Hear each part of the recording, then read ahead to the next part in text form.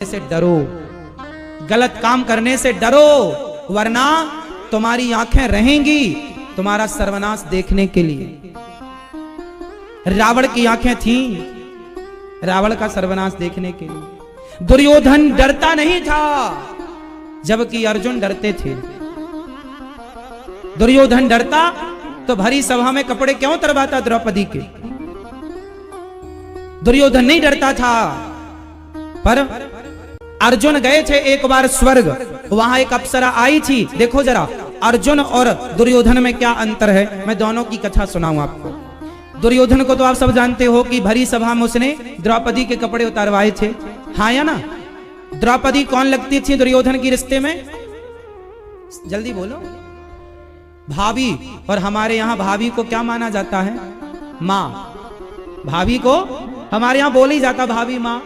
भाभी माँ यहाँ आओ, भाभी माँ पानी लाओ, भाभी माँ रोटी दे दो, ऐसा आप लोग बोलते हैं नहीं। पहले के जमाने में लोग ऐसे ही बोलते थे, भाभी माँ।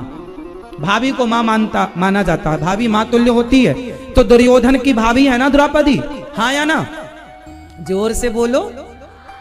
हाँ, तो द्रौपदी भाभी लगी और भाभी माँ के समान है, तो माँ के कपड़े उतार रहा है कि नहीं दुशासन, बोलो हाँ या ना। इसे डर है, ये डरता है, ये डर नहीं लगता, इसको डर नहीं लगता। दुर्योधन को, दुशासन को इन्हें डर नहीं लगता। जबकि अर्जुन एक बार स्वर्ग गए तो वहां स्वर्ग की एक अप्सरा आ गई अर्जुन की तरफ देख करके, और अर्जुन के पास आकर अर्जुन को स्पर्श करने लगी गलत भाव से, क्योंकि वो अप्सरा है। और अप्सरा तो कोई भी पुरुष मिल जाए तो वो उन्हें भोग की दृष्टि से देखती हैं। तो अर्जुन को भी टच करने लगी, तो अर्जुन ने दूर खड़े होकर कहा, ना देवी आप मेरी माँ हो। देखो एक अप्सरा, जिन अप्सराओं के लिए देवता लट्टू रहते हैं इंसानों की तो छोड़ो, वो अप्सरा ऑफर दे रही है अर्जुन को कि आओ हमारे पास। लेकिन अर्जुन ने कहा कि आप हमारी माँ हैं, क्योंकि हमारे वंश में जो हमारे पूर्वज हुए हैं आपने उनके संग रमण किया है, तो आप हमारी इस रिश्ते से माँ हुई। तो अर्जुन ने उस महिला को टच नहीं किया, उस अप्सरा को।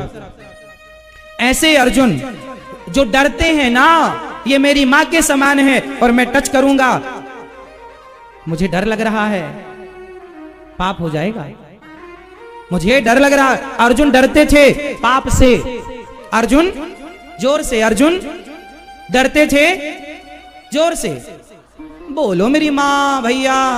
अर्जुन डरते थे किससे, राम जी डरते थे किससे, हाँ रावण नहीं डरता था, दुर्योधन नहीं डरता था, दुशासन नहीं डरता था। और आप लोग डरते हो या नहीं डरते हो, अपना बताओ। डरते हो, आप भी तो कहते हो हम तो ब्रह्मा से नहीं डरते। डरो, डरना जरूरी है।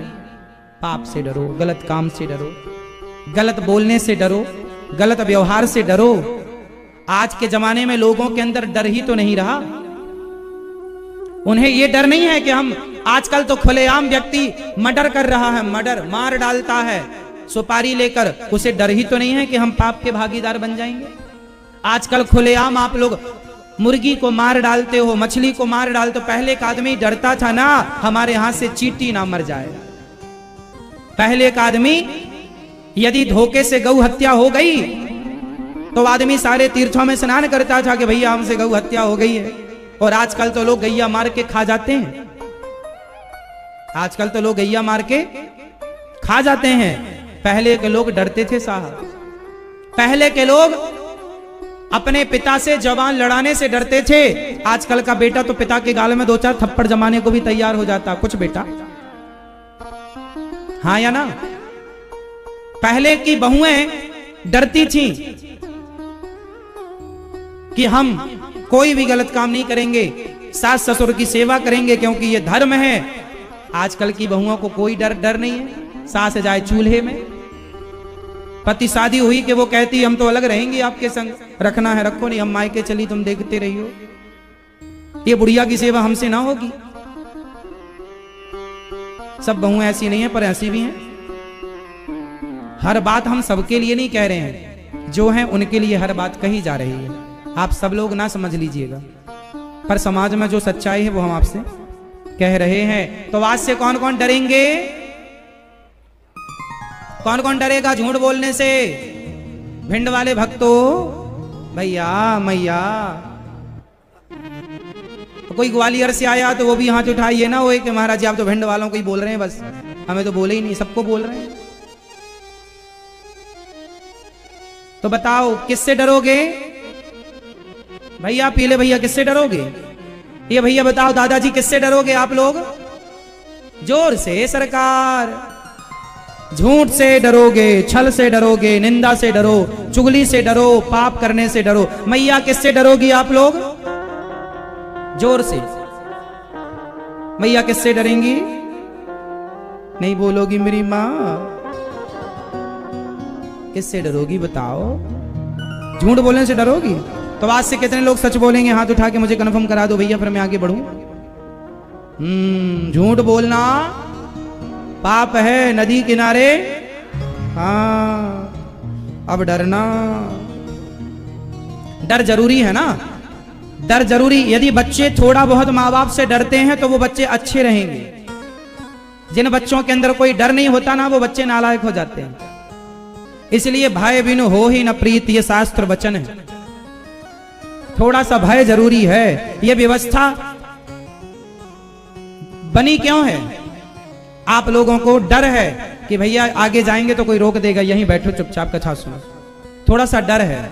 जैसे हमारे पुलिस वाले भाई हैं, लोग इनसे डरते हैं कि भाई पुलिस वाले हैं, थोड़ा सम्मान करो, बैठो, जो कह रहे हैं मानो। यदि डर ना हो तो बताओ व्यवस्था बिना डर के बन ही नहीं सकती।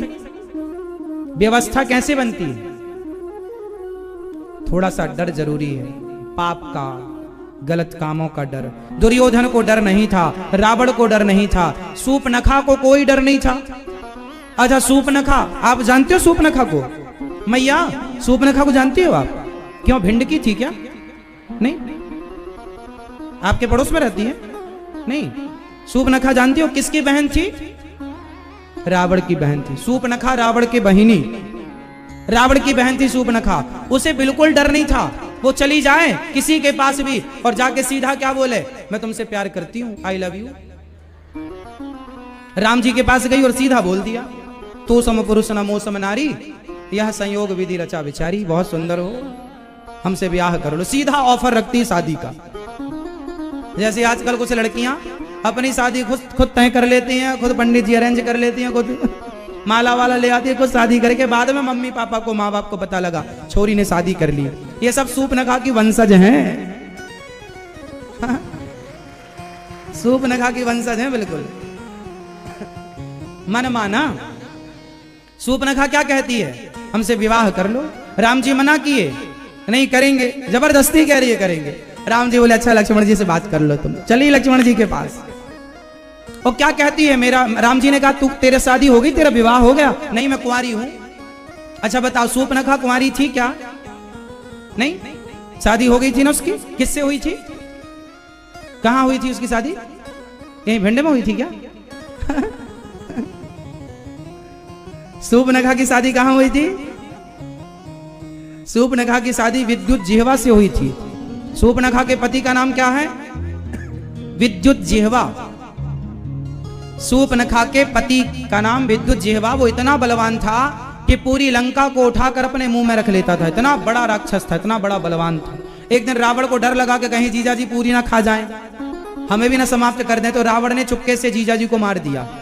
और जब जीजाजी को मारा तो सूपनखा को पता चला कि मेरे भाई ने मेरे सुहाग को उजाड़ दिया। सूपनखा ने संकल्प ले लिया, रावण जब तक मैं तेरा सर्वनाश ना कर दूंगी तब तक तेरी लंका में पांव ना रखूंगी। इसलिए राम जी के पास गई। सूपनखा को समझ में आ गया कि ये लंका का नाश करेंगे, इसलिए लंका गई है रावण से कहने आ गए तेरे सर्वनाश करने, इसलिए जा सीता को चुरा के ले आ। रावण अपनी सूपनखा बहन के कहने पर ही तो सीता मैया को लाया है। पूरी फद की जड़ सूपनखा है। हाँ या ना? इसी ने अपने भाई को भड़काया है। और ये क्या कहती है? तो सम पुरुष न मो सम नारी। मतलब राम का भी प्रतिज्ञा है, राम की प्रतिज्ञा है निश्चरहीन करऊं मही भुज उठाए पनकीन। राम जी की भी प्रतिज्ञा है निशाचरों का नाश करना। राम जी की प्रतिज्ञा है रावण का नाश करना। और सूपनखा की भी प्रतिज्ञा है रावण का नाश करना। इसलिए क्या कहती है कि जो आपकी प्रतिज्ञा वही मेरी प्रतिज्ञा। तो सम पुरुष न मो सम नारी। यही है तो सम पुरुष न मो सम नारी। यह संयोग विधि रचा विचारी। अब तो सूपनखा कहती है मेरी शादी नहीं हुई। देखो हो गई शादी और क्या कह रही है, मैं कुंवारी हूं। ये शादी के बाद ना कुंवारी कुंवारी टाइप की घूमा करती थी। जैसे आजकल कुछ स्त्रियां शादी होने के बाद भी ना मांग भरती, ना मंगलसूत्र लगाती पहनती, ना तो बिछिया पहनती, और वो भी शादी के बाद भी मांग नहीं भरती। और मांग भरती तो एक तरफ जरा सा भर के और मैया यहाँ छिपा लेती है। एक मैया तो हमें मिल गई, सब माताएं यहाँ मांग भरती है ना, भिंड में कहाँ मांग भरी जाती है। एक मैया हमें मिली, वो यहाँ मांग भरी थी। यहाँ पति को साइड में बिठा रखा, बीचों बीच क्या करेगा, चल साइड में बिठा रखा है। आजकल तो कुछ माताएं ऐसी हैं कि मांग भरेंगी तो दूसरे तरफ के बाल उठा के छिपा लेंगी मांग को, ऐसा कोई देख ना ले कि हमारी शादी हो गई है। छिपा लेती हैं कि नहीं। आजकल तो माताएं घिसनी से हल्का सा घिस लेती हैं, छिपा लेती हैं। चूड़ी उड़ी आजकल पहनने का फैशन कम रहा। आजकल तो शादी के बाद फैशन के नाम पर एक हाथ में घड़ी हो जाती है लड़कियों की और दूसरे हाथ खाली पूरा, या दूसरे हाथ में पूरा यहां तक चूड़ी तो दूसरा हाथ बिल्कुल खाली।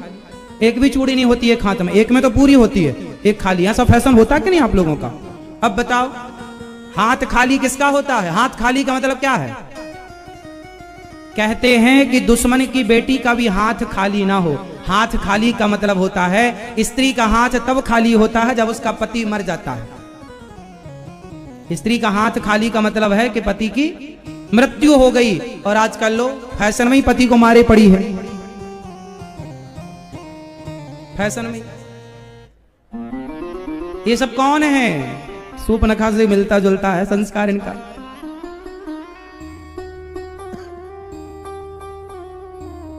तो सूपनखा रावण की बहिनी। रावण भी तो अपनी बहन को समझाता नहीं था बिल्कुल। आप लोग भी तो भाई लोग समझाते नहीं है बिल्कुल। ना माँ समझा रही है ना पिता समझा रहा। थोड़ा संस्कार सबको चाहिए। बच्चों को, बेटी हो या बेटा हो, दोनों को संस्कार की जरूरत है। माँ बाप समझाते नहीं, संस्कार देते नहीं, बाद में रोते हैं ये हो गया वो हो गया। तो सत्यम नास्ति, आज सत्य नहीं है, पर आज हम आपसे निवेदन करेंगे सत्य बोला करो। हमारा धर्म ही सत्य सनातन धर्म।